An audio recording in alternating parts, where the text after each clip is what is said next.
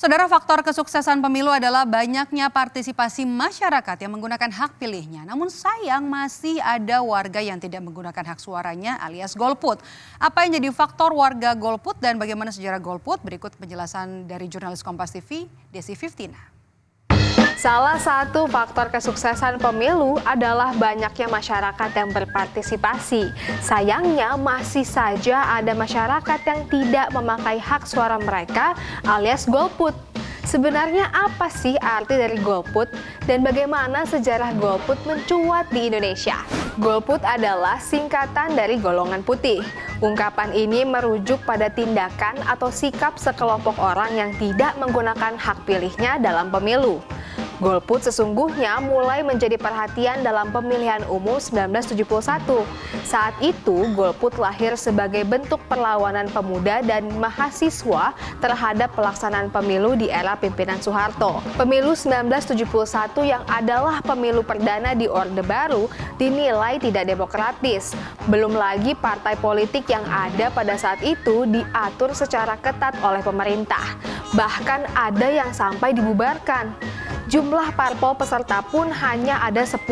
Dengan jumlah partai yang sedikit, membuat pilihan calon yang tersedia menjadi terbatas, dan calon yang ada dianggap tidak bisa menampung serta memperjuangkan aspirasi para pemuda dan mahasiswa. Nah, bagi pihak yang dengan sengaja memobilisasi pemilih untuk golput, hati-hati ya, ada ancaman pidana yang menanti.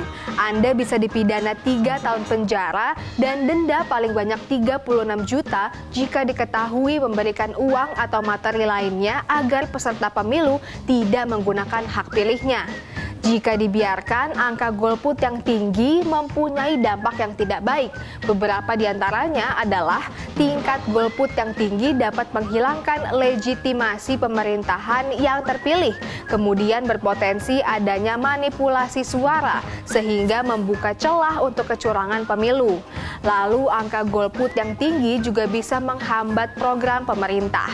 Tren angka golput dari tahun 2014 ke 2019 mengalami penurunan, walaupun di tahun sebelumnya sempat mengalami kenaikan.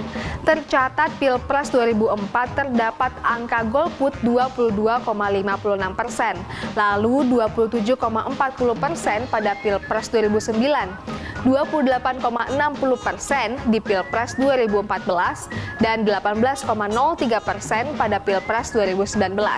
Sementara untuk angka golput di Pileg juga mengalami penurunan.